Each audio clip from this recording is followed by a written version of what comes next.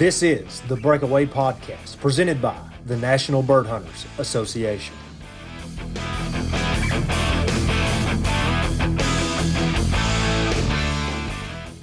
The NBHA's Breakaway Podcast is brought to you by Purina Pro Plan, fine-tuned nutrition to promote strength and stamina in the canine athlete and longest-standing supporter of the sport of field trialing nationwide. You can fuel your champion with Purina Pro Plan using various physical and online retailers nationwide found wherever pet food is sold. Purina Pro Plan, fuel the champion within. Garmin, delivering innovative GPS-enabled technology across diverse markets, including sports and fitness, outdoor recreation, marine, automotive, and aviation. Garmin, engineered on the inside for life on the outside. Gundog Supply, the leader in training collars, tracking collars, and so much more. Fast, friendly service, great customer support, and the newest gun dog products on the market. Gundog Supply, we train our dogs with the products we sell. Mule brand clothing and apparel, outdoor clothing for all sorts of environments and conditions. From hunters in briars and wading creeks to forestry personnel, farmers, motorcycle riders, and utility workers, Mule is clothing for hunters, made by hunters for over 38 years. Find your Mule brand gear at www.okidogsupply.com. Gun Dog Central. Gun Dog Central is a centralized location for finding your next dog, whether it be a pointing dog, retriever, flusher, versatile breed, hound, or even terrier, you name it. Gundog Central is the place to find your next canine athlete. To find your next champion, visit them at www.gundogcentral.com. OnX Hunt, the #1 hunting GPS app. Join the millions of hunters who trust OnX Hunt to find more game, discover new access, and hunt smarter. OnX Hunt, know where you stand. And Park Cities Quail Coalition. Park Cities Quail Coalition is a nonprofit organization run 100% by volunteers who are passionate about sporting traditions and determined to make it available to future generations by working to sustain and restore huntable wild quail populations, to encourage and educate interested youth, and to celebrate the quail hunting heritage.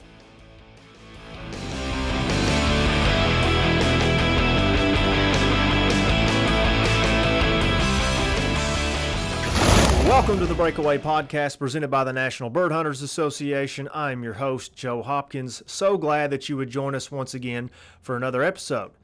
Hailing from Gardner, Kansas, our guest this week spent his formative years immersed in quail and pheasant country. It was during the autumn of 1992 that Dr. Stan Wint made his maiden appearance at a field trial organized by the Midwest Missouri bird hunters in Grand River, Iowa, where he won an amateur derby stake with his pointer female, Popsicle. Little did he know this victory would serve as a launch pad for himself, as it sparked a flame to one of the most accomplished careers in field trials. Over the next 15 years, Dr. Wint's kennel would grow and produce an exorbitant amount of winners and champions, along with the assistance of professional trainer Mr. Scott Miller. Household names like Hall of Famer and breed shaper Honky Tonk Attitude, along with other Hall of Fame inductees such as Honky Tonk Gigolo and Attitude's High Finance, and other notable champions including the likes of Shadow's Attitude, Addition's Big Delivery, Honky Tonk Fantasy, and Honky Tonk High Rise, helped Dr. Wint and his operation become synonymous not only with the NBHA, but a formidable force within the entire field trial world. Whether handled by himself or Mr. Miller, Dr. Wint amassed more than 340 wins while winning accolades such as National Amateur Handler of the Year for a total of 9 times, and is, to this day, still the only owner-handler to win the NBHA National Amateur Championship 3 times with 3 different dogs, with a total of 9 wins in that particular championship. Dr. Wint frequented Open Company as well, winning the NBHA National Open Championship 10 times, the NBHA Fraternity twice, and racked up 12 NBHA Dog of the Year awards. In addition to his impressive competitive resume, Dr. Wint also pioneered the first NBHA sanctioned trial in the state of Kansas, and over the course of his career has become chairman of countless trials while holding the office of NBHA President, NBHA Secretary, NBHA Treasurer, and is noted for negotiating several critical and lucrative sponsorships for the organization while implementing the first digital dog and handler records database the organization still uses today. It is arguable as well that no one has judged more of the country's most prestigious walking and horseback events, both open and amateur, than Dr. Wint. Beginning his residency as one of the 3 judges of the national championship at the hallowed grounds of the Ames Plantation in 2019, Dr. Wint has judged the coveted all-age event 5 times and will sit in the judicial saddle once more this upcoming February. Dr. Wint's storybook career has landed him real estate as well within the NBHA Hall of Fame and the Kansas Field Trial Clubs Association Hall of Fame. Aside from his passion of field trials, Dr. Wint lives in Gardner, Kansas with his wife of 36 years, Miss Julie, and is a practicing periodontal specialist for over 40 years. But before we get to Dr. Wint, I want to make you aware of some upcoming NBHA dates on the calendar so you can go ahead and start making plans, while also kind of give you a rough overview of the late summer field trial landscape as it starts to take shape. The late summer circuit of grouse trials is starting to come to a close in the Northwoods, which means more or less that the Prairie Championships are on the horizon, with the first one being the Southwestern Championship, followed by the All-American Open Shooting Dog Championship out in South Dakota. The Vizsla gangs are getting ready to get started up with the Midwest Vizsla Shooting Dog Championship in Iowa. And then you start to get into that cover dog season, or the meat of it, starting with the North American Woodcock Championship and the North American Woodcock Futurity, both there in New Brunswick, followed by the New York State Grouse Championship. But as with regards to NBHA, the Boiling Springs Field Trial Club will have their opening field trial on September 16th at the farm of Tony Bingham in Lawndale, North Carolina. Those entries are going to close on September 10th. Followed by the Southwest Missouri Field Trial Club on September 22nd at the Robert E. Talbot Conservation Area in Mount Vernon, Missouri, with those entries closing September 18th. The NBHA Sharp Tail Championship, as we discussed in the last episode with Mr. James Cleave of Outcast Kennels, will be held on September 22nd at the Namaquagan Barrens Wildlife Management Area in Dansbury, Wisconsin, with entries closing September 14th. And the North Missouri Field Trial Association will be having their opener on September 30th at the grounds of Kevin and Heather Western in Martinstown, Missouri, with entries closing September 26th. So without further ado, let's welcome in Dr. Stan Wint. What a privilege and treat to be joined by NBHA Hall of Famer, Kansas Field Trial Clubs Association Hall of Famer, and current resident judge of the All-Age National Championship at the Ames Plantation, Dr. Stan Wint.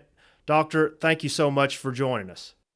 Well, it's an honor to be on your podcast, and anything that helps make field trials better, I'm always interested in. So, and that's mostly the attitude most people have when it comes to doing anything for field trials. And just in the little time that we've known each other and got to talk leading up to this field trial, this podcast, you have clearly echoed that anything good for trials, you're in on it, and you want to be a part of it. But I'm going to go ahead and make something known here. When the idea of this podcast came up and we started, brainstorming ideas and coming up for subject matter and content, it was overwhelming, the number of people that were sending emails and text messages and calling me up saying, you got to get Dr. Wint on there. You got to get Dr. Wint on the podcast. He'll be perfect.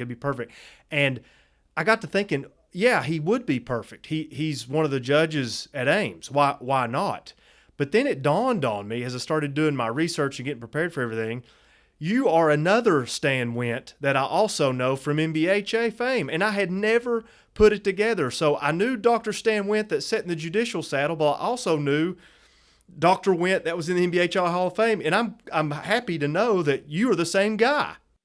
Well, it's been a long road from one place to the other, but it's been very interesting, and for me, it's all about the dogs. Picking the best dog, running the best dog, enjoying your dog, and the people that you meet along the way are what make it really special. And even though dogs come and go, your friends don't.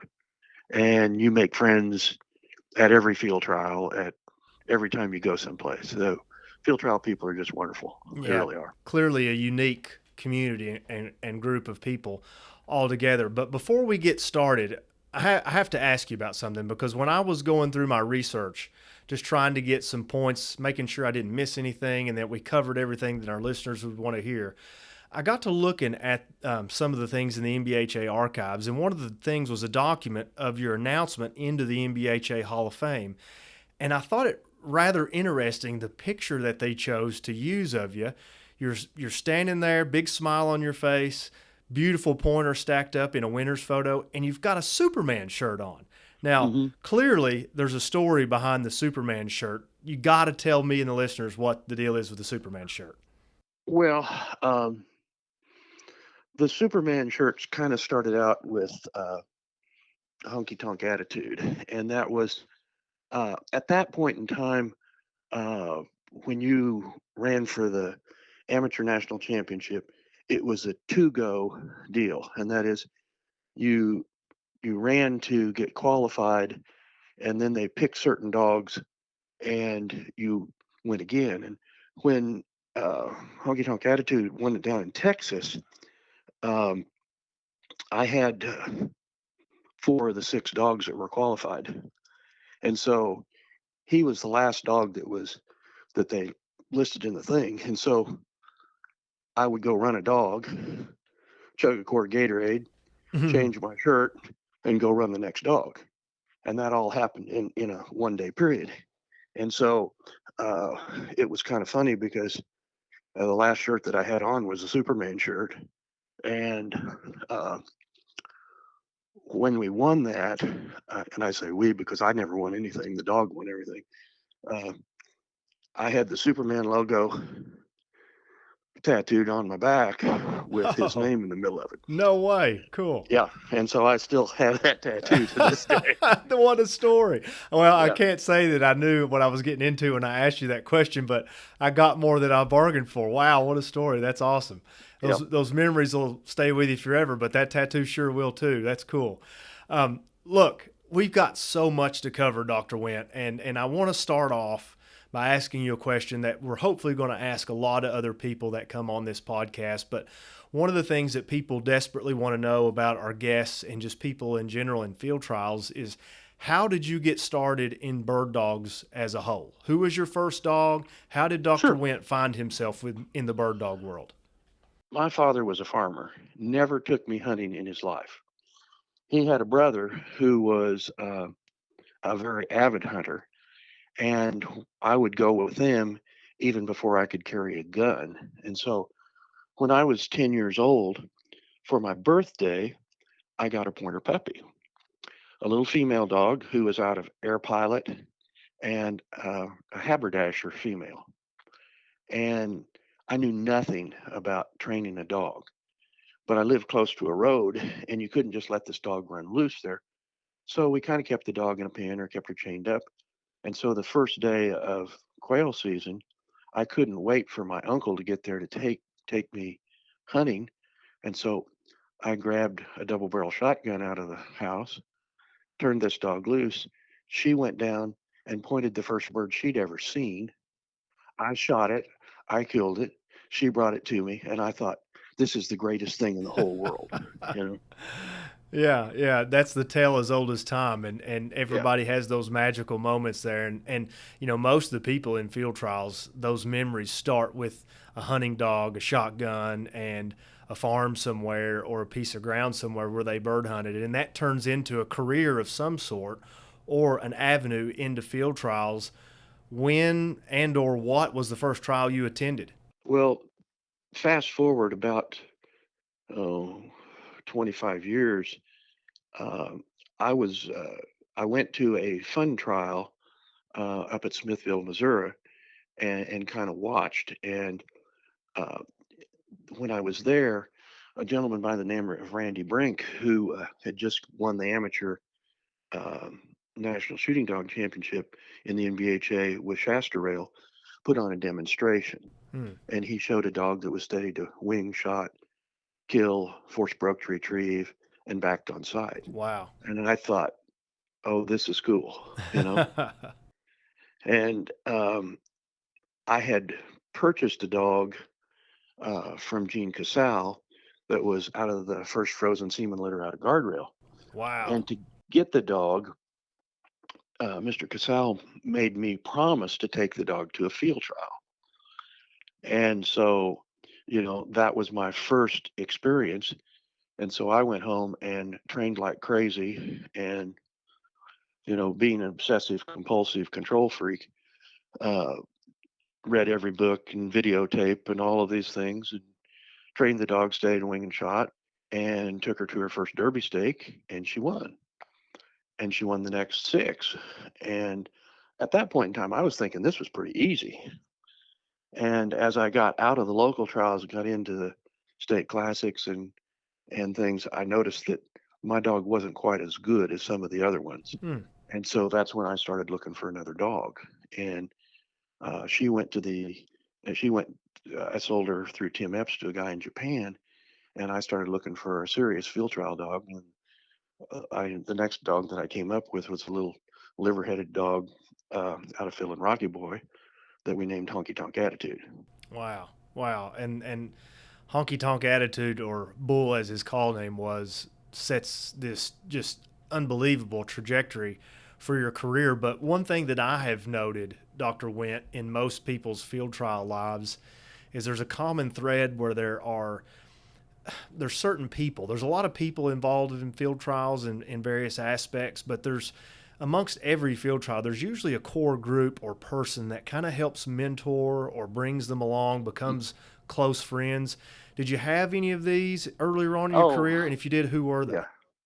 Well, the first person who started taking me to trials, because I didn't have a horse, was Charlie Sackett, and he was real active in the NBHA in Missouri and at the Smithville Club, and so that's kind of where I started. And then, like I said, Randy Brinks from up here in Kansas City also, and so he was always good to give advice. And then I kind of did something kind of strange, and that is I thought, well, you know, who should I hang out with? Well, I was at a trial up in Iowa, and Scott Miller's wife uh, came up to me and she said, "Well, you need to put your dog with my husband." And I said, "Lady, I don't want to mess with a dog trainer." I said, "All they do is lie to you and take your money." And I watched Scott that day, and he just kept running these dogs and running these dogs and running these dogs. And when he got this one that really hit and did a good job, I went over and congratulated him. And I won the Derby. He won the shooting dog, and we kind of clicked from then on. And so, there were a lot of dogs that we looked at and stuff. I had another dog in there called Another Nell, who we qualified her for the Open NBHA Open National Championship, but then we lost her 26 times in a row. So, that's why we started looking for another dog. And so it's always kind of interesting how things take place. You don't read about that in the field. All you see is the good stuff, and you just think, "Wow, Yeah, this dog is yeah, flawless." And then you get a tidbit like that, and you feel good that yep. everybody's human, and those dogs are just like everybody else's dogs. Oh yeah, and then Terry Smith from down in Oklahoma, Tommy Woods, who's still in the NBHA. Those people were some of my closest friends whenever I was real active, Right, at right. that point in time. And Mr. Woods just recently himself inducted into the Hmm. NBHA Hall of Fame, and very deservingly so. Now, you and I have talked off the recorder about this, and this is the most interesting point about the NBHA with your perspective and your experience that I think listeners may be aware of, but they're going to really enjoy listening about. Or if they don't know this, about a little piece of NBHA history that they may or may not know exists.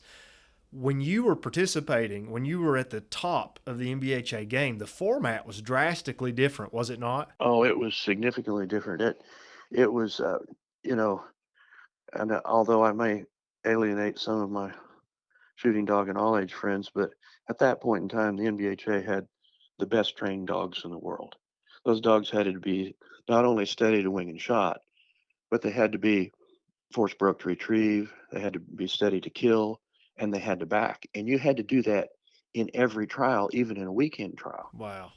and so uh, it required a much higher level of training, and the competitions at that point in time were really pretty brutal because there were a lot of good dogs. I mean, uh, at one point in time, I believe the NBHA ran about almost 12,000 dogs a year. Wow. And so, you know, um, things changed quite markedly, and uh,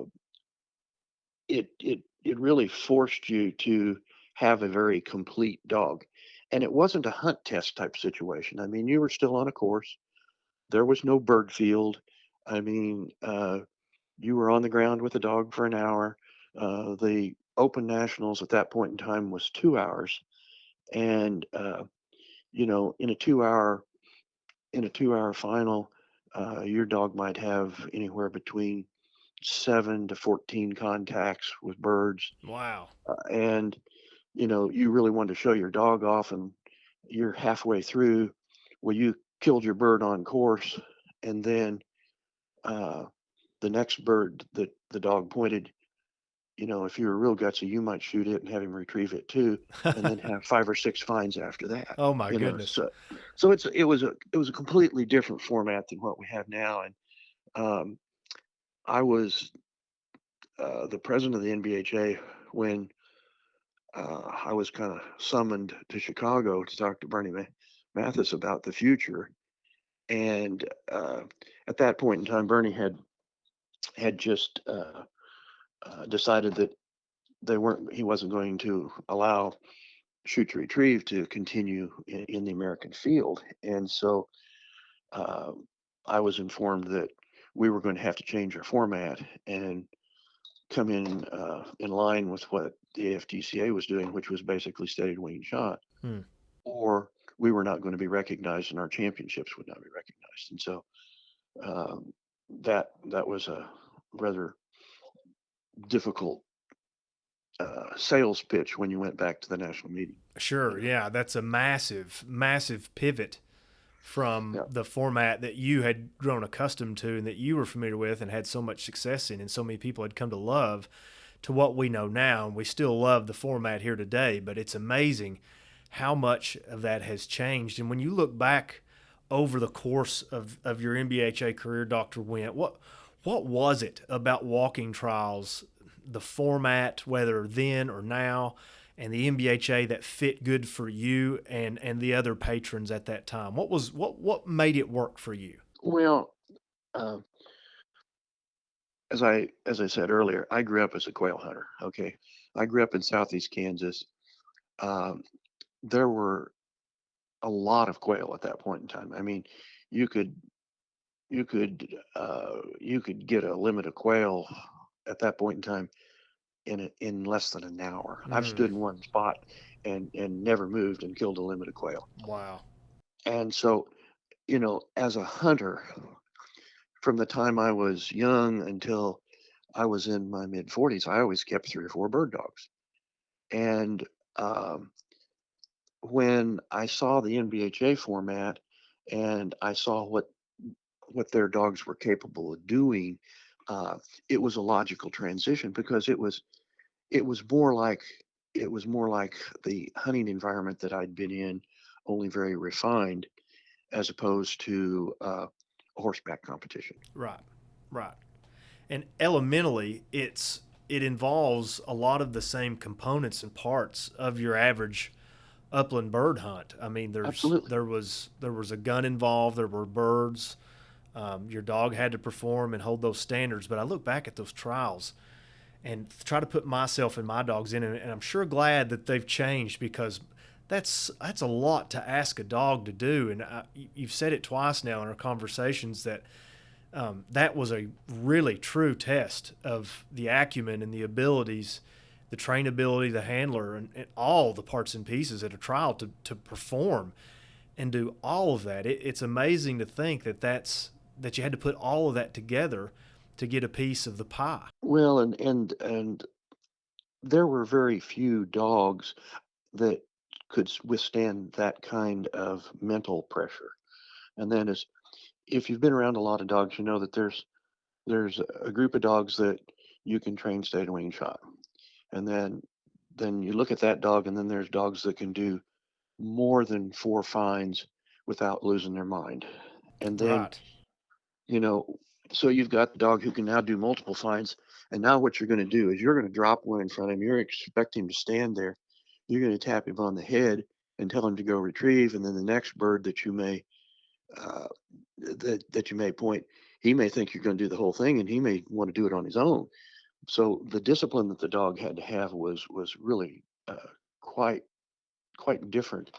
And there are not a lot of dogs that can take that kind of pressure as far as a training pressure. Uh, they'll continue. They'll continue to break on you Right. after you kill that first bird, and you could always kind of tell in competitions how much confidence somebody had in their dog, because if they weren't confident in their dog, then they never got their retrieve on course. They'd make you Mm, set one up and kill it. If they weren't sure that the dog was going to back, they'd make sure that the dog was always in situations so that he wasn't close to the other dog. I see. But the really good dogs, the really great dogs, could do those things, and that was a gunfight. I mean, Yeah. it was really fun. You know. That is awesome. So that's the old NBHA format, and that's the 30,000 foot view of your experience in it and how you progress through it. Now let's take a step back and stand in the present and look back at your career. I could have spent this entire podcast just reading off your accomplishments and your achievements, not only in the NBHA but the field trial game as a whole. But just briefly talk to me about some of your fondest memories competing, some of your biggest accomplishments, those things that really stick out in your mind during your competitive career. Well, your first championship's always the best, and my first championship was actually the ABHA Open National Championship, a two Yes. go deal. And I went to Ada, Oklahoma, with the Crabtree Ranch with one dog, one horse, by myself, and loaned my horse to a guy so he could scout my dog. Got so excited in the first go around that when I winged my gun across this little creek trying to grab the dog to get him to go with me, I plugged up my barrel. The next time I shot the gun, I blew the end off the barrel. Oh no. So when it came to, I did get into the finals, and so when I went back to the horse trailer, I just took a hacksaw and cut 2 inches off the barrel, and their rules at the same as ours, and so you know uh, had a 5 fine performance, and the difference between winning it all and getting nothing sometimes is what happens. And the very last fine in that on the fifth fine, I'm walking down through this big old valley, and there's this big brush pile that's about the size of a house in there, and I see my dog pointed about probably 20 yards from this brush pile. And in his characteristic style, he had his head up, his tail was straight, and he looked really good. And as I get closer to that, I see the bird, and the bird is sitting on top of this brush pile. And I'm thinking, oh my gosh, I'll never get this bird to fly. And so I say to the judge, I said, "Do you have the bird?" And he goes, "No." And I said, "It's right there." And he goes, "Okay." So as I walk in front of the dog, the bird jumps up in the air about 2 feet, dives down the brush pile. I shoot my gun and grab the dog, and we go ahead and we finish and we win the championship. Problem averted. Probably, yeah. You never know. And I think the other thing that kind of stands out in my mind is the very last championship that I won with him, and that is he had a little bump on his hip, and I took him to the vet, and the vet took a little look at it, and he says, "Well, let me take a little aspiration of that." So he looked at that, and he looked at the microscope, and he says, "I hate to tell you this, but your dog's got adenocystic carcinoma, and he's going to die." Mm. And this was in November. Well, the amateur invitational wasn't until February. So I kind of just brought the dog home, didn't mess with him too much. And he didn't look bad. He didn't act bad. But, you could tell that he wasn't quite the same as what he was. And so It happened to be up in northern Missouri, and so I decided I'd just take him to the trial, and that'd be our last go. Well, I turned him loose, and he went out there like he always did, like a scalded cat, and you just find him pointed. I mean, he was not a dog that you were going to see the whole time, Yeah. and uh, the you'd walk for about 5 or 6 minutes, and then you'd see him pointed. And so at the end, um, he's been gone for about 7 minutes, and I'm getting a little nervous. And we walk out there, and there's this cornfield uh, with all these uh, terraces in it. And on the other side of one of these terraces is a big clump of trees. And knowing the dog and how he was, I said to the judge, I said, now, when I get up here, I'm going to flush for this dog, but the bird's not in that terrace. And he looked at me like I was crazy. And I said, well, I'll flush on the terrace just to show you. I said, but the birds are under this tree over here because that's how far he can smell. And he looked at me and he goes, there's not a dog alive can smell that far. And so I flushed and I flushed. And one of the nice things about Honky Tonk Attitude was he never let down. Right. He'd just stand there like that forever. And so after flushing pretty significantly there for a while, I walked over, flushed that, and it happened to be a wild cavy of birds. I shot my gun, and that was the last time I ever got to run my dog. You know? Unbelievable. What a way to culminate that relationship that you and Bull Yeah. had. And I want to do something with you here that I heard done on a. I have a thoroughbred background. I listen to a lot of podcasts thoroughbred related, and I heard this done once with Bob Baffert with some of the horses that he'd had over the years and what they'd meant to him. And it's kind of a prompt that just in a few words or a couple words there, as I mentioned the names of these dogs to you, just tell me what comes up into mind, what you remember, just a few words about each. But I want to preface one before I let turn you loose on him again is honky tonk attitude. Honky tonk attitude clearly had a large stake in your life and your field trial career, but I can remember when I first started getting the itch to find my way into the field trial world and just learn about it. I was reading the field and stuff. It was inevitable that any sort of research that I did online, any sort of documentation that I read, there was going to be a reference to Honky Tonk Attitude or Bull as he was known by his call name. And he was almost just a picture that was synonymous with the World Field Trial in my mind. And he kind of wove himself into competitive fabric. And not only that, when I go back and I look at pedigrees, because I'm a pedigree guru, I just love pedigrees. My wife says I can't remember my phone number for all the pedigrees that are stuck in my head. But when I go back and look at all these pedigrees, he has been a breed shaper. There are so many female families that are still out there that are potent, that are still being bred today, and sire lines that have bull as pretty much their foundation. And one of the things that I always found cool about him was I was friends with Donnie and Dewey Mullins that lived in Berea there, and Bull or Honky Tonk Attitude had that Fiddler sire line over top of that Builder's Risk, Builder's Edition female family, and Hmm. Dewey Mullins actually bred Builder's Edition. So I was really familiar with that family. And when I discovered that about Honky Tonk Attitude, I thought, man, he is just the complete package for me. What, Dr. Wint, it's probably impossible, but just riff on Honky Tonk Attitude. Um, if I had to come to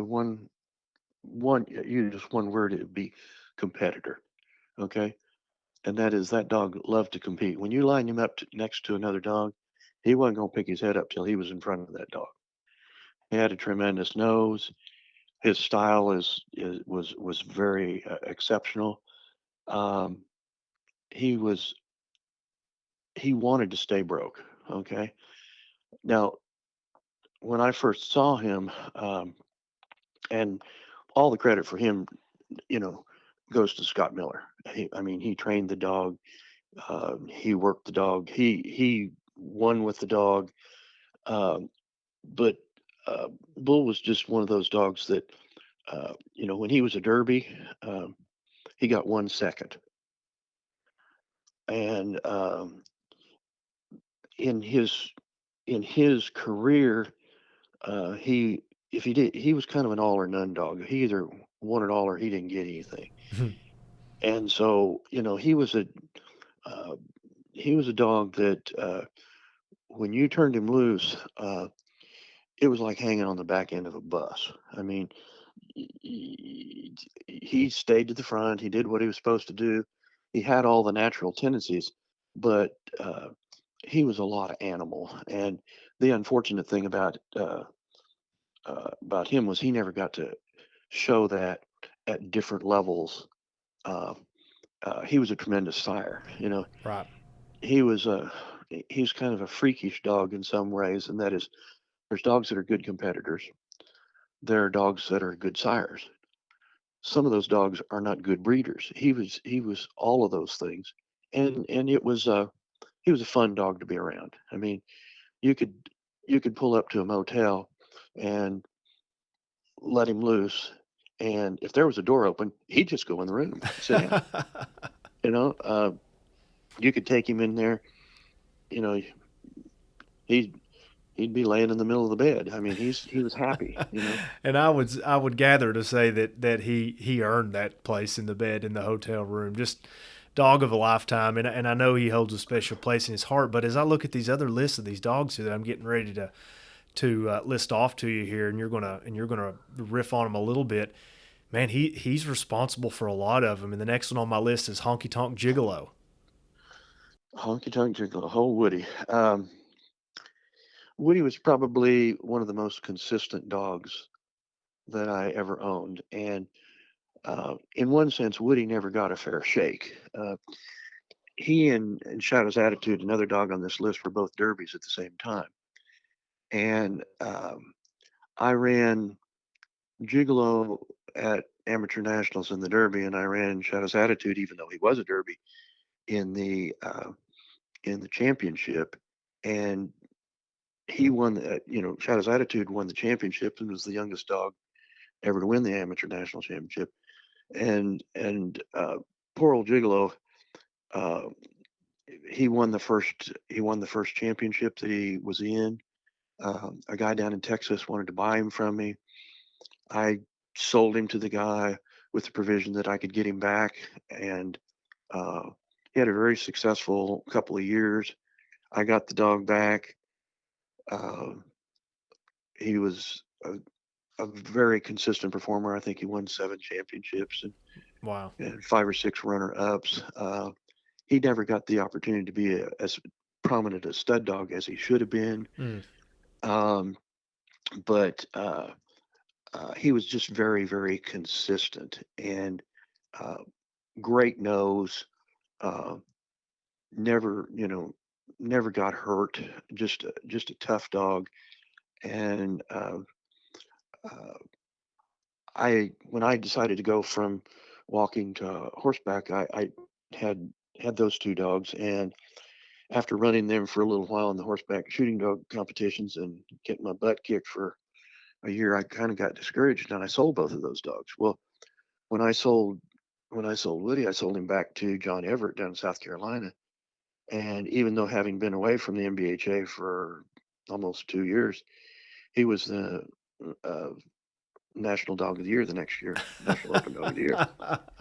So it's he was a very good dog, and uh, you know he just didn't he just he was always in the wrong place. I mean, Shadow's Attitude was um, a more exotic looking dog. He had that extremely high head crank. Mm. He was A out. Joe Shadow trait. Shadow's Yeah, attitude was by Joe Shadow, yeah, and that was a pretty yeah, yeah. Uh, dominant trait in well, and, those. and and his mother was a daughter of Honky Tonk Attitude. So the two of them together, between the Joe Shadow Sure. and Bull, I mean, they were going to crank their head. Right. And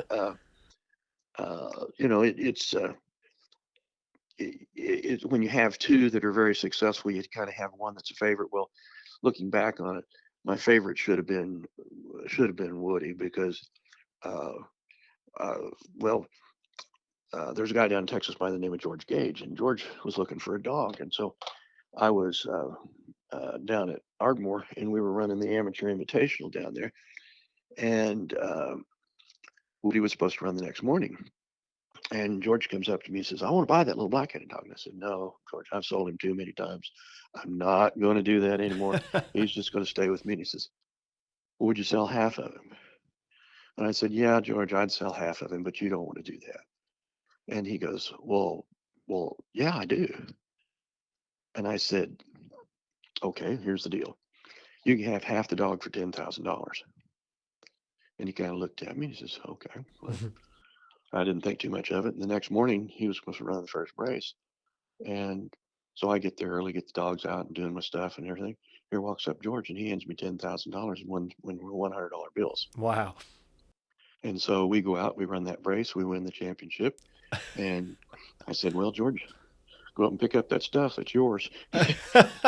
And he was happy, you know. He was. So, Money I well mean, there's spent. just, yeah, yeah, it's that. Woody was a very nice dog.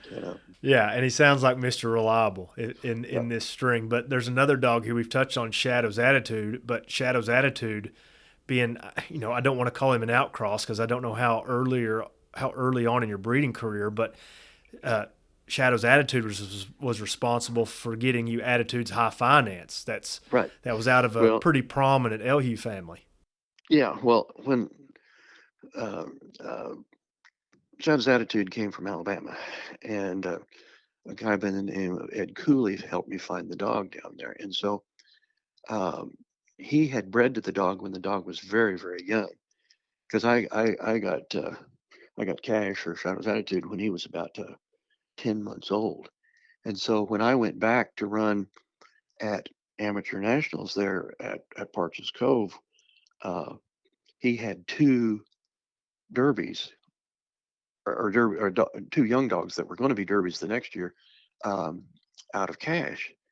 And at that point in time, I was looking for the next, what I thought was going to be the next great stud dog. And so I said, "Well, I want to buy those two dogs." He says, "Well, I won't sell you both of them. I'll sell you one." And so I took both of them back with me. Um, Scott trained them both. One of them, Cash Advance and Attitudes High Finance, were brothers. One of them was the Open Derby of the year. The other was the Amateur Derby of the year. And uh, Attitudes High uh, Attitudes High Finance was a solid. He was a beautiful dog, big leggy dog, solid black head, clean body, and he just had he had so much nose. It was really hard to flush for that dog. I mean, you might have to walk 30 steps in front of him to get the bird up. I Wow. mean, he was just a freak. But I kept him for a while. He won several championships, and then Scott Turner and Dennis Buford down in South Carolina bought him from me, Hmm. and the first time they ran him, he won the amateur national championship down there. So, Wow, you were a pretty lucky place to shop. well, we had some pretty good dogs. Yeah. What about Addition's big delivery? I threw him here on this list because I was hoping he come from the similar female family, that Builder's Edition top He breeding. does. Cool.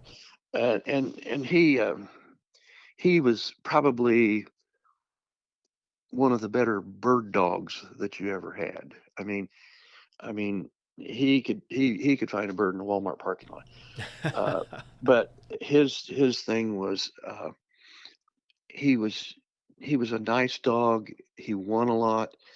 I think he was a six-time runner-up champion. And um, at that point in time, I was such a rotten, spoiled child. I didn't think that was good enough. And so I sold him to a guy in Texas because he wasn't winning. He was winning, but he wasn't Wasn't winning winning. enough for you. It wasn't winning enough for me. You know. What a So problem. What a problem to have. yeah, yeah. Wow. So What about Honky Tonk Fantasy and Honky Tonk High Rise? Both progeny of Honky Tonk Attitude. What about those two dogs?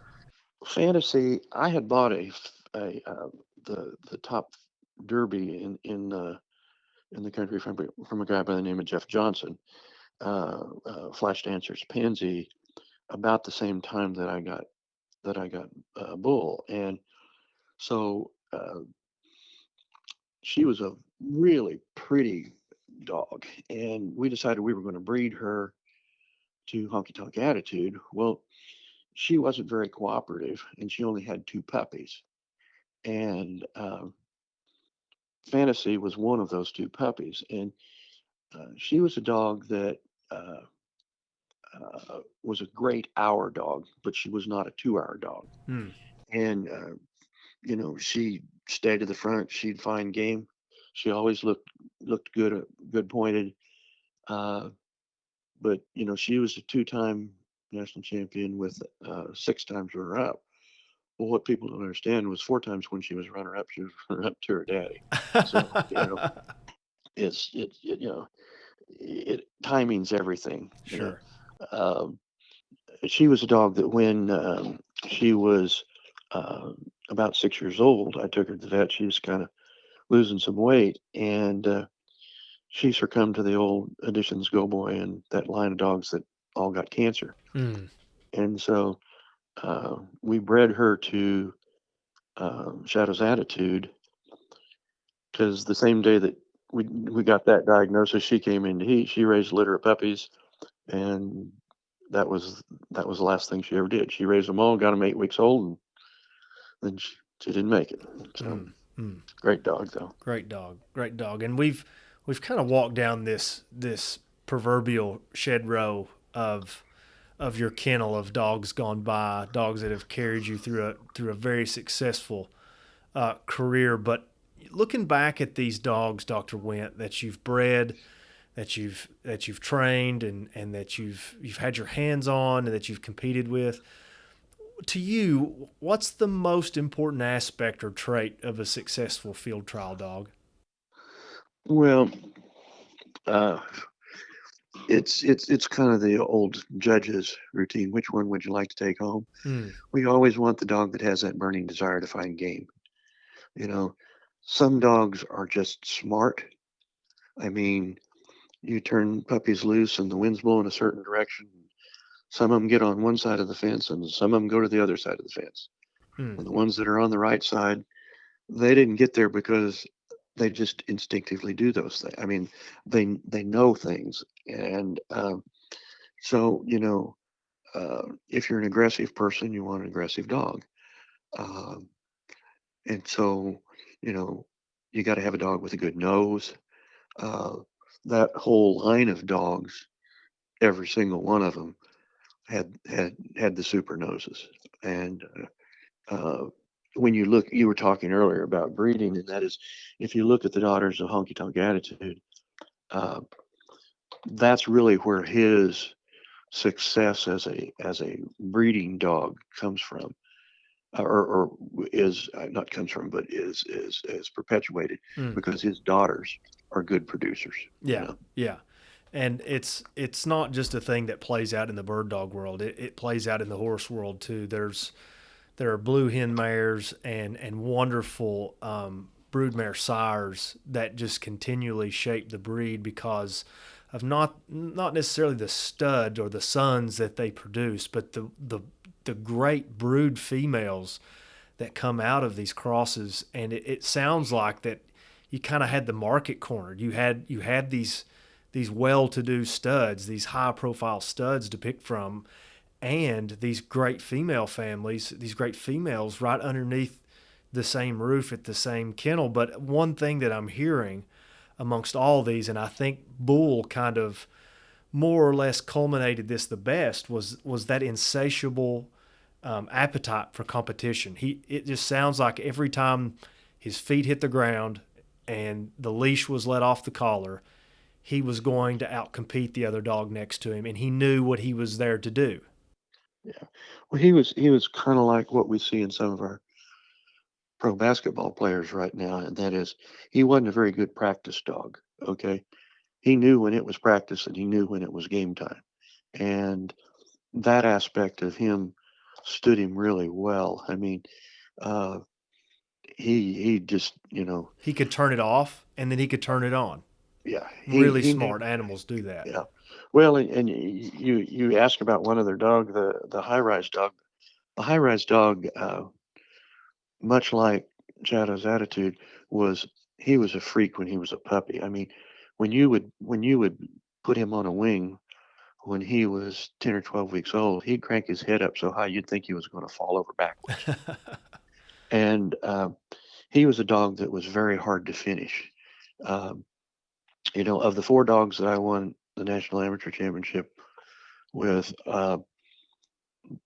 he was the dog that was probably the most difficult to get around because you'd have him and he'd be doing good, and then about 5 minutes to go, he would adios on you. And so, Mm.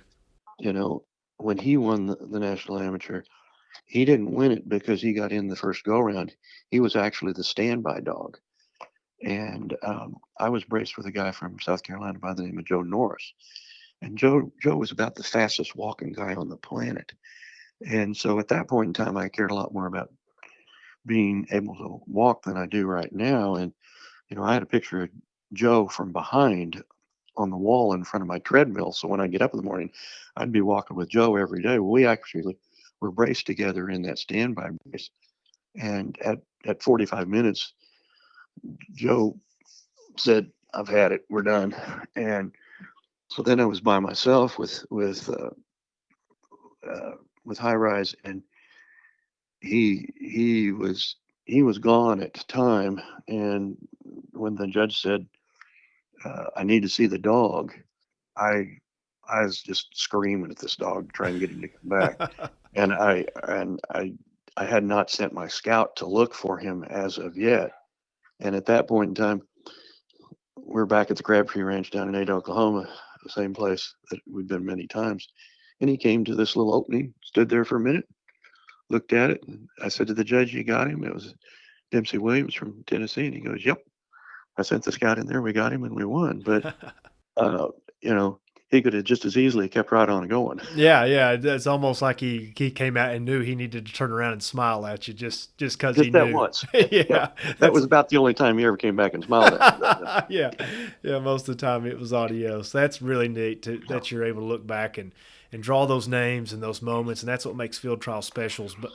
But there's a question here that I have because a lot changed between your NBHA career up until now, and that's pretty much a lane shift. And what I'd like to know is how did you exactly merge your career from walking trials to horseback trials? sure. Well, if you know anything about me, you know that Scott Miller and I were intertwined in our uh, career together almost from the beginning, and he's responsible for all the success that I enjoyed with dogs. Like I said, I never won anything. The dogs won things, but he got the dogs ready. And when he decided that it was time to move on and go to horseback shooting dog competitions, um, I took a couple of the dogs with me, but I wasn't winning like I was e- expecting to. And so I decided that what I needed to do was I needed to go and I needed to watch different kinds of dogs. And, at that point in time, because I had a horse and I was available, I got to judge. And I went to Inola to judge for Dr. Hawthorne. And so, when I get out there and I've got my getting ready to take off first day, he's running the dog wagon and he goes to me now. He says, "Now, son, I know you've seen a lot of dogs, but most important thing in an all age stake is race. And if you don't have the race, it doesn't make any difference how many birds you find. First thing you've got to have is the race." And that's really something that I've carried with me all of that time. And so later, as that trial was over, he goes, "Well, before you turn these in, I'd kind of like to see what your placements are." And I said, "Okay, I'll show you mine if you'll show me yours." And he goes, "Okay." And so we laid our two little sheets out and they were exactly the same. And he goes, "Okay, well, come to find out, as I'm talking to him, he was an oral surgeon. I'm a periodontist. We went to the same school. He was close friends with another oral surgeon that I knew. And my wife's grandmother had worked for him at one point in time. Wow. And so, you know, the field trial world's a lot smaller than what you think. It You it know, it absolutely is. You never know the connections you're going to make or connections that you're going to find. I've had this question before, Dr. Wint, and you may agree with me and you may not. I know the keyboard warriors may come after me, but I think I told you this in our precursing phone call. But I had a gentleman ask me once that was coming to judge a walk-in trial, and he had judged many horseback shooting dog trials and many all-age trials, and he asked me, he just said, I want to make sure I do a good job. I need to know what I'm looking for. I need to know because I don't, I know what I see when I'm looking at these other trials, but I've never really done a walk-in trial like this, and it was a high-profile one. And I just said, listen, you've looked at enough horseback shooting dogs that you should be able to see the same dog here today. That's the dog you were looking for then, and that horseback shooting dog is similar to the dog that you're going to see here today. There's maybe a few caveats that are different here and there, but I think what happens is people on the outside looking in like to look at that walking shooting dog as a step down or a class down from that horseback shooting dog. And people love to draw delineating lines between things because that's just the habit of man. But what is the difference between an all age dog and a shooting dog? Basically pace. And that is, when you look at a walking dog, you're looking at a pace that's about 3.5 miles an hour. You look at horseback shooting dog, that dog is running about 6 miles an hour. When you look at an all age dog, he's 8 to 9 miles an hour. And the range is bigger. Um, as far as the bird work, the nose, those types of things, you're still looking for the best dog. Right. And so it becomes a question of how you look at ground application and what the difference in the standard is. And, uh, you know, when the sport started, there weren't any shooting dogs. There were just all age dogs. Right. And there's, you know, as the sport has evolved, those two have become closer and closer together. And, one of the things that's uh, unfortunate for the sport right now is that you've seen a demise of the prairie trials, Yes. and so it's really extremely difficult to evaluate the difference between those two dogs sometimes based upon the terrain that you're in. Whereas if you're up on the prairies, it was very easy to see the difference in the range of the dog and the drive of the dog. So, when we look at those things, um, we're seeing um, we're seeing the dog kind of evolve into what its its terrain is like. Um, I mean, you're seeing probably a kinder, gentler dog than what you did see many years ago. Well, correct me if I'm wrong. I mean, we're losing grounds at a at Sure. a at a sad rate, and not only are we losing grounds, grounds are the grounds that we have are seemingly shrinking too. I mean, to Hmm. to show a true all age dog, it takes a lot of acreage, and not only just Yeah. acreage, a lot of open acreage, and that's real estate that's just getting harder and harder, not only to find but to keep. And it's you go to a lot of venues where there's all age stakes, but it doesn't mean that that's a good place for an all age dog or a good place to show an all age dog. And I can Yeah. see the difficulties when we talk about topography and terrain and ground availability. Well, I mean, if you look at, say, like Hoffman on the East Coast, that's a really good set of all age grounds. The loss of the Florida trial is damaging for all age because that was a good set of grounds. You go to Hell Creek, that's a great place to evaluate a dog because the lines are so long. I mean, you start down one of those, if you're a real all age dog, you're going to go clear to the end of it. Okay. If you don't point a bird, you're going to keep going. And so, it becomes, as you said, it becomes more and more difficult to look at things um, and to evaluate things because sometimes you just don't have uh, you just don't have the terrain that's and the area that's conducive to running that big, hard running dog. Right, right. Well, we've dabbled here in the all age dog and the different disciplines and stuff, but one of the reasons why you were such a good prospect for our field trial in this interview is not only are or were an NBHA patron and understand that side of the coin very well, you've sat in the judicial saddle, a lot. And not only just a lot, you're sitting in some of the most prime judicial saddles that the game has today. And I'd like for you just to summarize your judging career up to this point, where it's taking you, where it's taken you in this part of your career, and what it's meant to you.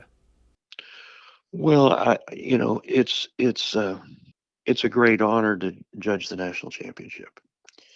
Uh, it's a great honor to judge the Quail Invitational at Paducah.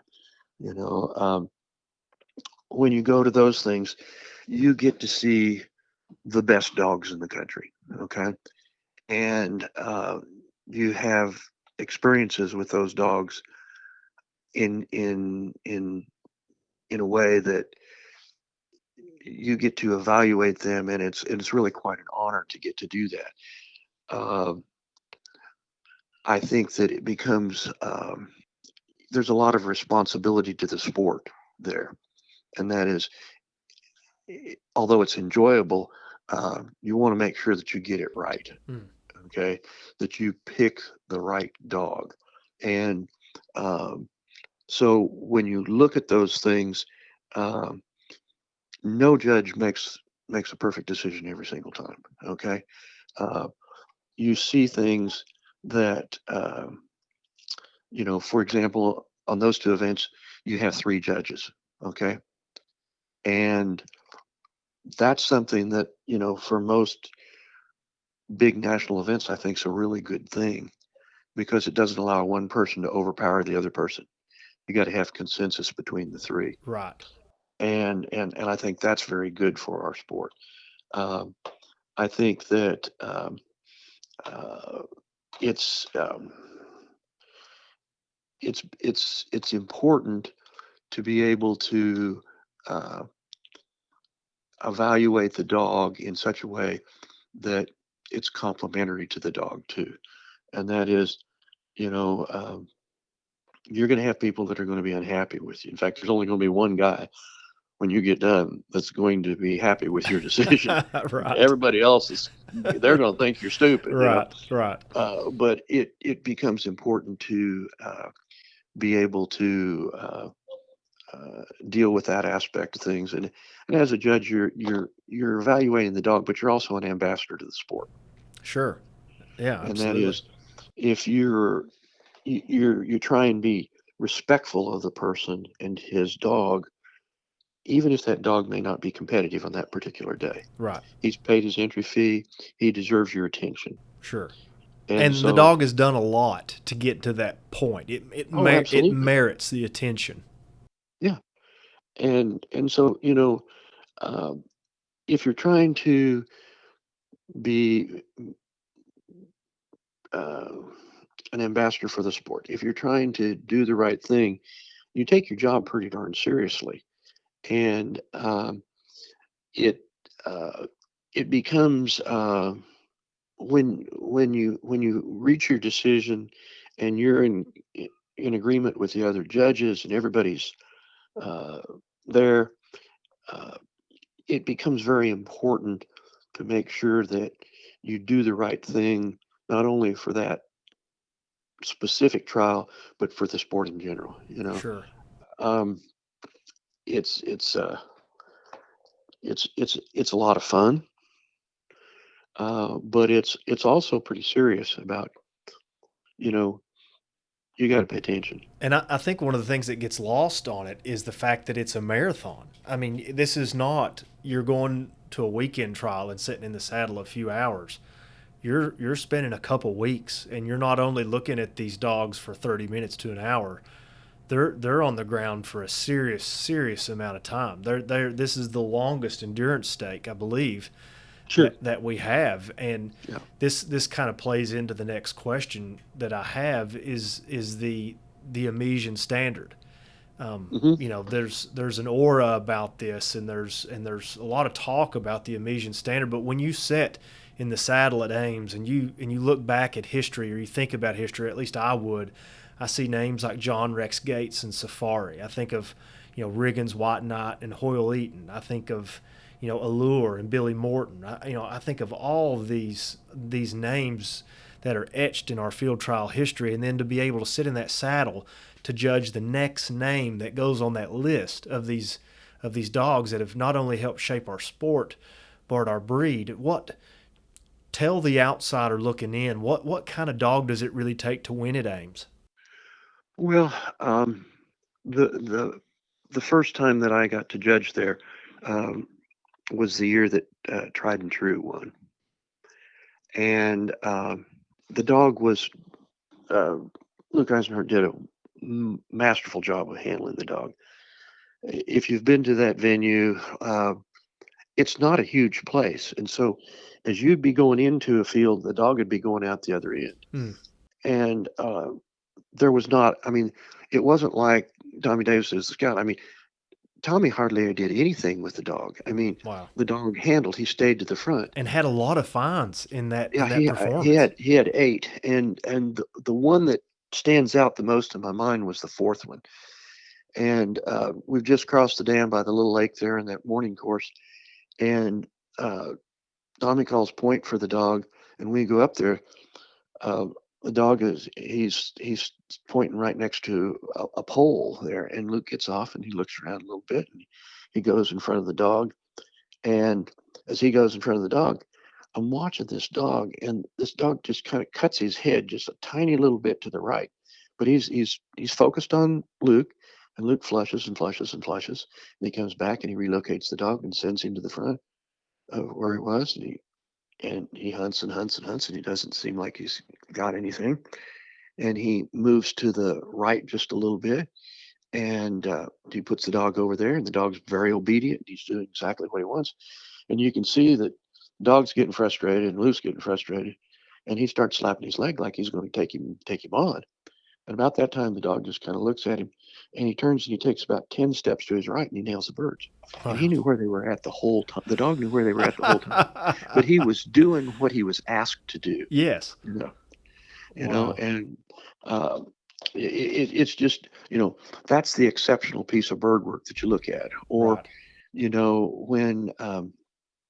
when Miller Speed Dial won, the dog had a pretty rough first hour, but after that, the dog adjusted. He went into the woods. He started finding birds, and with 3 minutes to go, the dog is. We find him pointed to the front. You can't look any better on a bird than what this dog does. And I've had some pretty good looking dogs, Sure. and he was as good as anything I'd ever seen. And Gary gets off. He flushes this covey of birds. He takes the dog to his horse, and we're starting down this big old field. And when he hits the whistle, this dog throws mud. Okay, at the end of 3 hours. He's got it in Okay, four-wheel drive at the end yeah. of three And so hours. when you look at things like that, uh, those exceptional moments that you get to see through there, uh, that is what makes judging those things special. Yeah. And that's why those particular dogs win, is because they do exceptional things. Yeah, they cement a memory in your mind, and that's part of being a judge is what are the things that you saw that stuck out in your mind to help paint this picture on this blank canvas of this run that this dog has. And if that dog has enough of those beautiful components in there, that's the dog you remember when it comes time to revisit your notes and make a decision. And your decision is met with two other deliberators at Ames, and we've already talked about two that you've named national champion Dunn's Tried and True, Miller's Speed Dial, but you also named Coldwater Thunder, a pointer female there back in Mm-hmm. 2021, Lester Shockwave, Mm-hmm. and then last year Miller's Blindsider,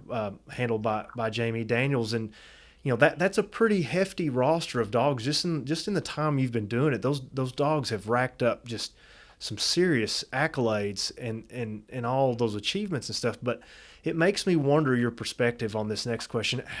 How has the field trial dog changed over your career from the time that you put your hands on the dog as a young person or as a new trialer till now? How have you seen the dog change?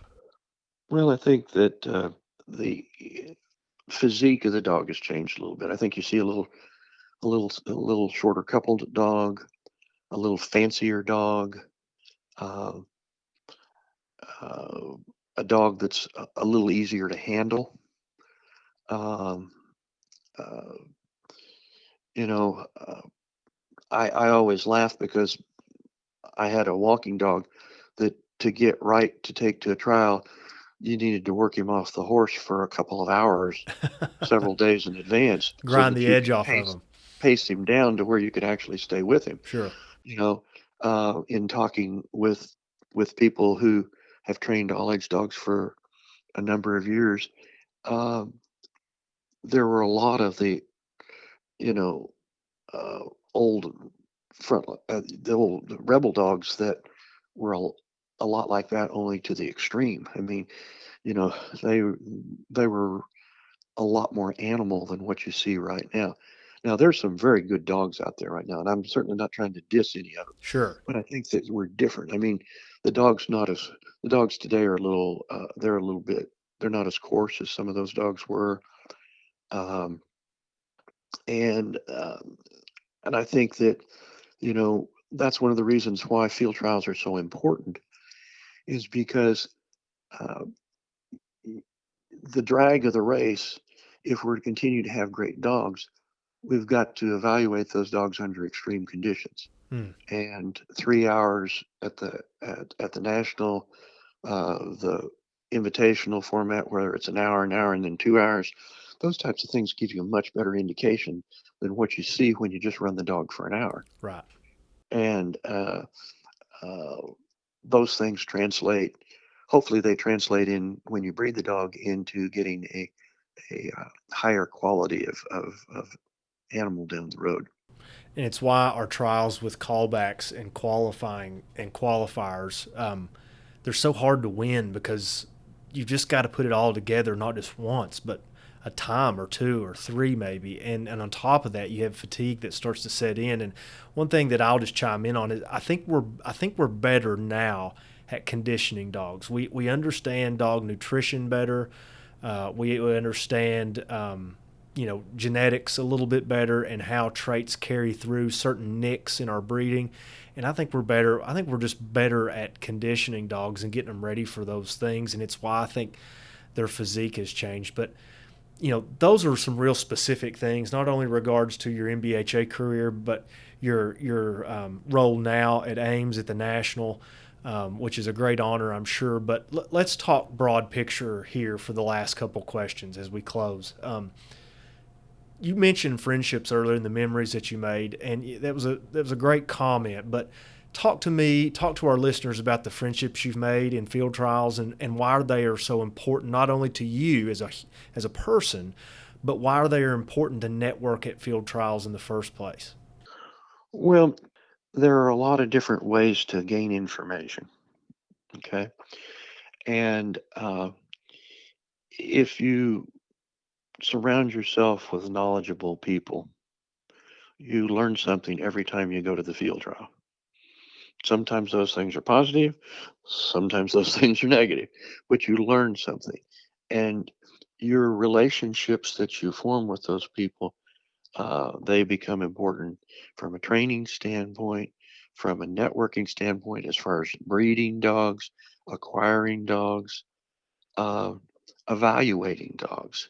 And uh, you get to know some people that have very varied careers from what yours are, and they have different points of view. But at the same point in time, when you can come to consensus on what was the superior performance that day, then uh, those things, you'll start to look at things in a slightly different way. And the more information that you have, the better your choices will be, and the relationships that you have with people. I mean, you know, and I say this, I mean, dogs come and go. Okay, no dog's going to live forever, but your friendship with that person might last 30 years. And I'll give you kind of an example with that, and that is when I bought the little frozen semen dog from Guardrail, I had never met Gene Casal. And I would have probably never gone to a field trial if he hadn't have made me promise to take the dog to a field trial or he wouldn't sell me the dog. Hmm. Well, I'm down in South Carolina. Oh, it's probably 15 years later. And I'm judging a championship down there. And this little old man walks up to me and he goes, "Are you Stan Wint?" I said, "Yes, sir, I am." And he goes, "Well, I'm Gene Casal." And I said, "You rotten sucker, you ruined my life." I said, "I've spent $1 million. I've I've driven 600,000 miles chasing these dogs around, and it's all because of you." And he goes, "And you had a great time." And Oh, so, it's kind of interesting sometimes how things come full circle and how people influence you. And sometimes it's people that you don't even really ever meet. sure. But, you know, so You I don't you know if I answered your question or That's not. perfect. No, that's perfect. You brought that full circle too, because we started with that story of Gene, and you were able to circle it back around in a beautiful fashion there. But talking about those things and those intangibles about our sport. Now let's talk about the sport itself. Dr. Wint, you're in a position where you've looked at the game and how it's changed, its characters, its place in history. How do we grow the sport? Well, I think that there are some positive things happening right now, and that is um, several years ago, the walking aspect of the game was really kind of down, and I see a resurgence in that right now, and that's good because that's kind of the feeder aspect of the sport. The next logical transition of that is in the shooting dog aspect, and right now, when you look at the open shooting dog competitions, they're having very large entries, and that's good. Um, I have some concerns about the all age sport right now, simply because our numbers are down. I mean, uh, we're not, we're not seeing the 60, 70, 100 dog entries that we used to see. Hmm. Now we look at things, and if it's a 50 dog trial, then that's a pretty big all age trial right now. And when you start looking at the number of people that are training, those numbers are shrinking too. Hmm. And so I think that um, we have to uh, look at what the sport is, where the sport's going, and uh, we have to do everything that we can to try and encourage people to be involved in it at all levels, whether it be Yes. running their dog, assisting with the trial, judging a trial, uh, breeding and litter of dogs that might be competitive. Sure. I mean, there's no one answer. I mean, I would love to say that I'm all for youth field trials. Right. I think it's absolutely great. But the biggest impediment that we have right now is that people don't hunt anymore. Mm.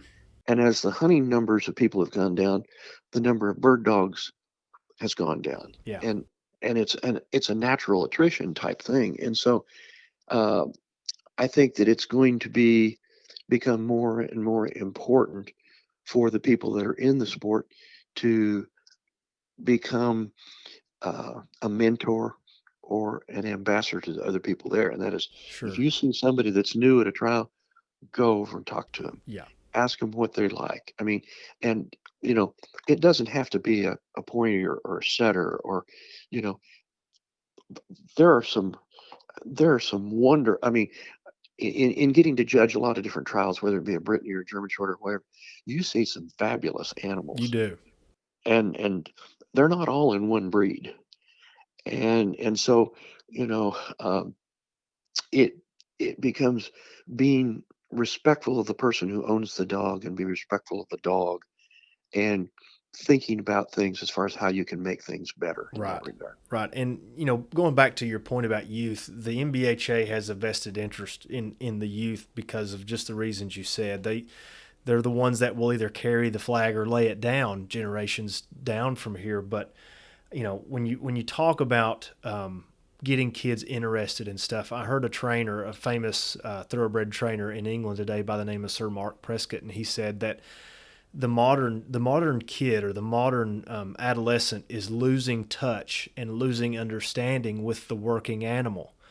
And we get to enjoy these dogs for their talents and skill sets, but these horses and these dogs, to some degree, were bred as working animals, and there was a symbiotic relationship between man and beast that provided for each other. And as we disconnect, and as there's so many things grabbing for kids' attention, and not only kids but adults' attention, we lose that really sensitive and very coarse fabric that knitted man and dog together in the first place. And the NBHA does such a good job at bringing kids in and making sure they get to do something. They get to blow a whistle, they get to fire a blank gun, they get to yell at Papa's dog, they get to pet a horse or maybe even sit on a horse.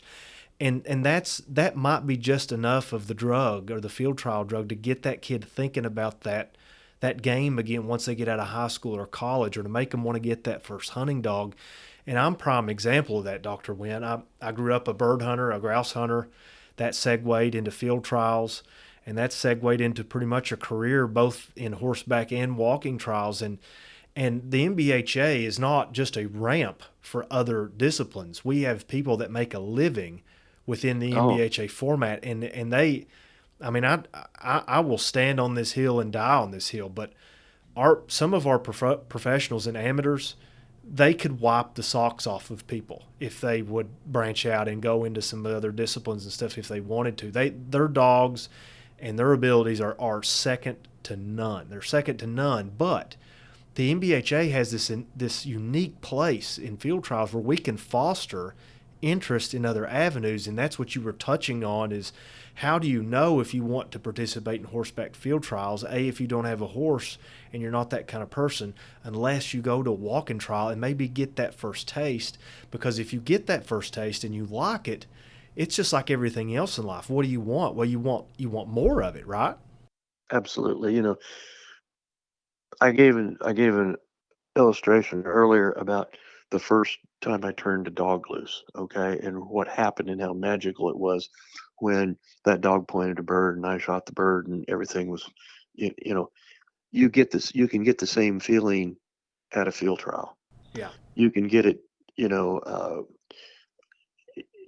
if you're going to, and the nice thing about the NBHA, and it's a wonderful organization, is you don't have to have a horse. Right. It helps. Yeah. Oh It yeah. helps, but you don't have to have that. There are people that will help you. There are people, like you said, that make a living doing this, and you know, maybe maybe they help you during the week when you don't have time to do things, Sure. and so your dog is ready to go, and maybe one time you compete in the open, or they compete in the open, and you run in the amateur. Yeah. I mean, there are a lot of different permutations there. And what the secret, I think, is to having that moment. Yeah. Okay, Yeah. and that is if you have that moment with the dog, then you're going to want to continue to do it. Yeah. And uh, it does have to be about the dog. I mean, uh, I always kind of laugh at things when I'm listening to people talk, and I kind of break it down into two groups, and that is there's the dog people, and then there's the eye people. And the eye people will never win enough. Yeah. Okay. The dog people keep coming back because they love their animal Win or and lose. win or lose. Yeah, Yeah. yeah, and Yeah. that's what separates field trial people. I think for the most part, we do get people that get their feelings hurt and they kind of stay puckered up because they don't win all the time. But for the most part, if you hang around field trials and you stick in it, you're a dog person. You you, Yeah. you just love the dog. So what advice, Dr. Wint, do we have for new field trialers? They're listening to stuff like this podcast. They're getting content from various other other places on the internet. They've got dogs. They're running out of hunting. They've got to justify keeping these dogs and working these dogs and buying this dog food. What advice do you have to those new trialers? Learn as much as you can from the people around you. Network. Yeah. Yeah. There are a, a great number of resources that you have that are very close to you. And whether it be um, a walking competition, a horseback competition, an all age competition, whatever it is, there are people that are close to you from a geographic standpoint that can help you to get better. And the more things you learn, the more successful you will be. And there are there's a whole lot of different dogs out there, and being able to evaluate that animal and determine whether it's the dog that you're going to take hunting or it's the dog that you're going to compete with. Uh, it all is based pretty much on helping to, establishing a knowledge base, and then from that, critically evaluating what you do. Right. And you need to learn something every time you go. And I you mean, need to invest.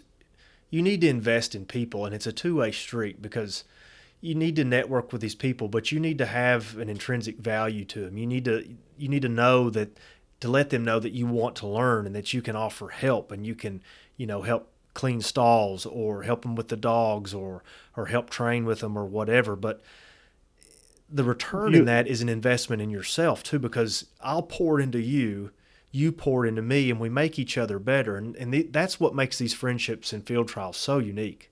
oh yeah, I I had never met a gentleman by the name of Jim Krause, who at that point in time was judging the national championship. Yes. And he came out to Kansas and judged a trial out at Medicine Lodge, and I ran a dog out there. I thought the dog did pretty good. And, um, he didn't like the dog and didn't use the dog. And so, as we're coming back, he was going to drive to Dixon, Kentucky. Well, we hit a snowstorm, and so about 45 minutes from my house, I called him on the cell phone and I said, "Hey man, you got to stop at my house. You cannot drive all the way home in this storm." He said, "Oh, I can make it. I said, "No, don't do that." So we put his horses in the barn, and he stayed here all night. And so after um, a little while, I asked him. I said, "What didn't you like about my dog?" And he goes, "I liked your dog. You just ran him in the wrong stake. You had him in a shooting dog stake, and that was an all age dog." And so, you sometimes you don't always get the opportunity to ask that question, Yeah. Yeah. and those types of relationships down the road serve you well, and so the more people that you become involved with, and the more you put yourself out there, uh, the greater the amount of knowledge that you gain. Yeah, that's true. Dr. Wint, you've been a great guest. You've got great insight, great context with regards to the NBHA now and in its past. 5 times you've judged the National All Age Championship, going on 6 this coming February. Just so thankful for you to be on, but I can't let you go without asking this question. And everybody that comes on here will probably have to answer this same question. Where do you see the sport 10, 20, 30 years from now? Well, nobody likes change, okay? And we would like for our sport to be the same. This is the 125th anniversary of the National, and we'd like for that to continue to stay the same for forever. Um, if things do not improve and dog numbers do not improve, I'm afraid that what you will see in the future is, instead of an all age division, a shooting dog division, I think you'll probably just see one. And I'm not sure that that's good for the sport, but it simply becomes a question of numbers and economics at some point in Sure. time. And so I am hopeful that we can maintain the traditions that we have, and the uh, unique uh, aspects of each different division of the dog world that we have. But I have some real concerns about that, and I think that's why it's so very important for people that listen to something like this podcast to understand that our sport is fragile, and it's only going to grow if we grow it. Sure. And so we have to be the people who carry the flag and try and make it better. We can't wait for somebody else to do it. And Amen. so, an answer to your question, um, I think our future is as good as the people who work hard to make it better. Yeah. And there's always going to be a group of people with a negative outlook on the sport. There's realistic views, and then there's negative views. I've kind of always said, as long as there's dogs and man loves dogs, I can't see a world without field trials and a place for a man to compete with his bird dog. But Dr. Wint, thank you so much for your time, your hindsight, your insight, your foresight, and everything else in between. Thank you so much for joining us on the Breakaway podcast. It was a pleasure. Thank you. That was the Breakaway podcast. Thank you so much for joining us. If you enjoyed the podcast, please tell a friend, like, and subscribe to all of our social media platforms to stay up to date on everything National Bird Hunters Association and all other field trial related content. But hopefully, we'll see you next time at the Breakaway.